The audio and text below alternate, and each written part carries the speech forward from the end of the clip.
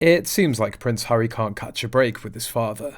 It's been reported that his calls to King Charles are being unanswered. He's only trying to talk about his security arrangements. Apparently there was a brief flicker of hope that Harry and Charles might be patching things up, because Harry rushed over to the UK after hearing about Charles's cancer diagnosis.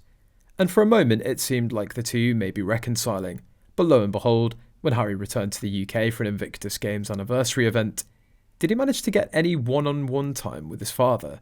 Absolutely not.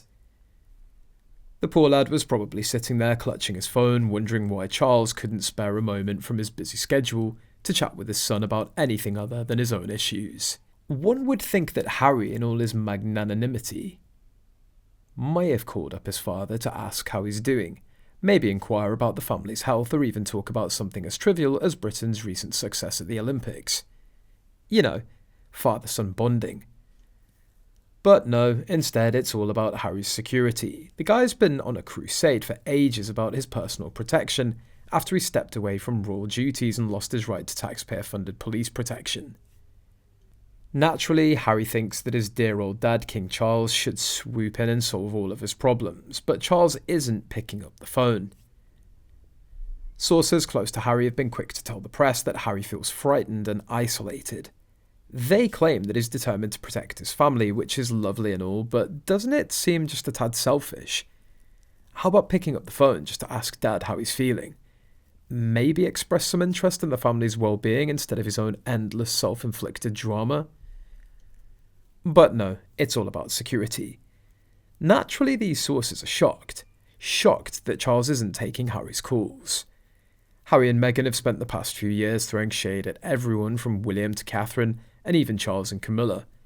Charles naturally sees all this as a threat to his control, and why wouldn't he? Every time Harry's name pops up, it's like an alarm goes off in Charles's head. The last thing that he wants is to engage with his son, the embodiment of family drama. So what's the solution? Simple, ignore it. Why bother picking up the phone when you can watch reruns of Midsummer Murders in peace? As far as Charles is concerned, every time Harry's calls come through, it's like a boil on the backside that just needs to be lanced. He doesn't want to deal with it. There's always the possibility that Harry and his wife are exaggerating the situation, of course. Could it be that no calls are actually being made? Could it be that they've leaked this unanswered call saga to the press to once again paint themselves as the misunderstood victims? It's entirely possible. After all, these two love to air their grievances in public. In the end, Charles not responding to Harry's calls isn't shocking at all.